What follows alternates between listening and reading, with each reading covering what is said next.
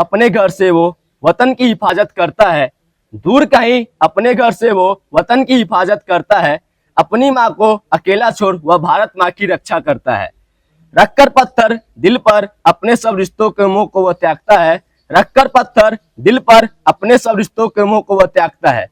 हंसते हंसते जान वो अपनी भारतवासियों के नाम लुटाता है। दुख होता है उसे भी जब परिवार छोड़ वह सरहद जाता है, दुख होता है उसे भी जब परिवार छोड़ वह सरहद जाता है। कल वापस लौटेगा या नहीं कुछ पता भी नहीं होता है, फिर भी गम छिपाकर हरदम मुस्कुराता ही रहता है।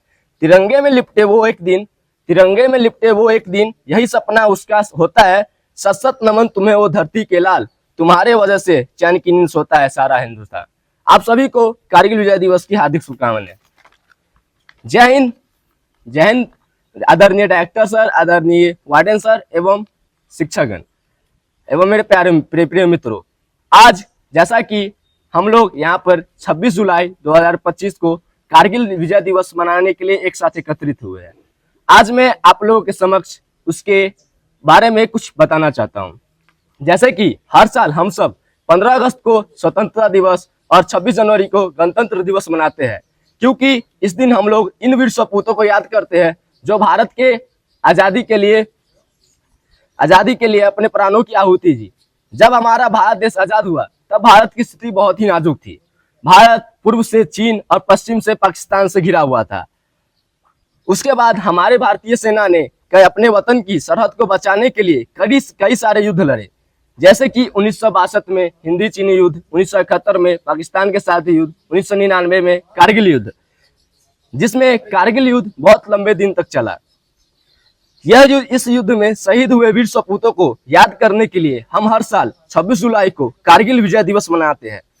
यह दिन उन वीर सपूतों के लिए समर्पित है जिन्होंने 1999 में पाकिस्तान के खिलाफ कारगिल युद्ध में अदम्य साहस दिखाया और भारत के सरहदों की रक्षा के लिए अपने प्राणों की आहुति दी।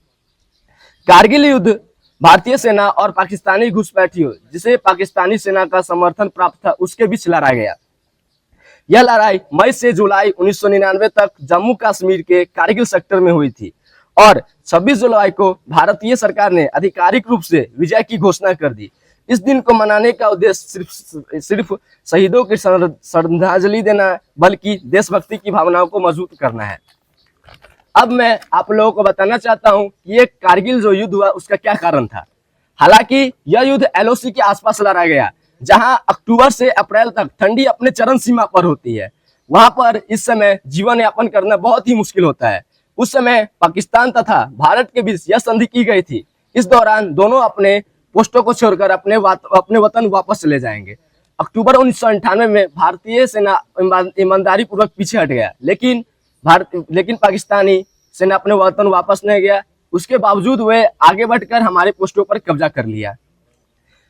यह बात ताकि श्रीनगर लेह राष्ट्रमार्ग को बाधित किया जा सके। उसी दौरान उस क्षेत्र के एक चरवाहा ने देखा कि वहां के पोस्टों पर कई सारे आदमी बंदूक लेकर खड़े थे। फिर वहां के चरवाहा ने यह बात पुलिस चौकी को बताई। फिर धीरे धीरे यह बात आर्मी हेडक्वार्टर को पता चला। इस बात को पुष्टि करने के लिए हमारे आर्मी हेडक्वार्टर ने एक पेट्रोलिंग टीम वहां पर भेजी। जैसे ही पेट्रोलिंग टीम वहां पर पहुंची, वहां की पाकिस्तानी सेना ने हमारे आर्मी के आंखों में गोली मारकर, हाथों को काटकर बुरी तरह से बेरहमी तरीके से उसे मार दिया। फिर यह तत्पश्चात यह सुनिश्चित हुआ कि वहां पर पाकिस्तानी घुसपैठियों हमारी आर्मी के अलग अलग पोस्टों पर कब्जा कर लिया है। फिर हमारी आर्मी ने अलग अलग बटालियन को अलग अलग कार्य सौंपा। फिर इस ऑपरेशन को शुरू किया गया। चूंकि यह युद्ध पहाड़ी क्षेत्र में लड़ा गया था, वहां पर हमारे दुश्मनों को वहां के दुश्मनों की हरकतों का कुछ पता नहीं था, वहां ठिकाना नहीं पता था। तो फिर भारत की मदद इजराइल ने ड्रोन देकर की, जिससे वहां की दुश्मनों का ठिकाना का पता चल सका। उसके बाद भारतीय सेना ने ऑपरेशन विजय की शुरुआत की, जिसमें 500 से अधिक जवानों ने वीरगति पाई और हजारों ने दुश्मन को पीछे खदेड़ा। 26 जुलाई क्यों है खास? भारत सरकार ने 26 जुलाई 1999 को कारगिल युद्ध में जीत की औपचारिक घोषणा की।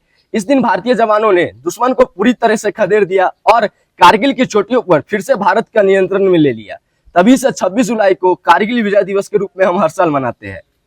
अब मैं आप लोग को बताना चाहता हूं कि इस युद्ध में वीर सपूतों के बारे में। कारगिल युद्ध में शहीद हुए भारतीय वीरों की कहानी आज भी रुला देती है। उसमें शामिल है कैप्टन विक्रम बत्रा का नाम, जो कि परमवीर चक्र से सम्मानित है। इसके अलावा लेफ्टिनेंट मनोज पांडे, जिन्हें वीरता के लिए मरणोपरांत परमवीर चक्र मिला। अभूतपूर्व साहस के प्रतीक राइफलमैन संजय कुमार और ग्रेनेडियर योगेंद्र यादव, इन सभी वीरों ने देश के लिए अपने प्राण न्यौछावर किए। इन सभी शहीद वीर सपूतों को सत सत नमन, जिनके कारण हम लोग आज खुशीपूर्वक जीवन यापन कर पा रहे हैं।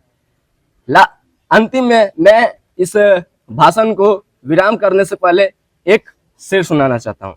दुनिया में मिल जाएंगे आशिक कहीं, दुनिया में मिल जाएंगे आशिक कहीं, परवतन से हंसी सनम नहीं होता, परवतन से हंसी सनम नहीं होता। हीरो से सिमट कर, सोनों से लिपट कर मरते हैं कहीं, पर तिरंगों से खूबसूरत कोई कफन नहीं होता, पर तिरंगों से खूबसूरत कोई कफन नहीं होता। जय हिंद।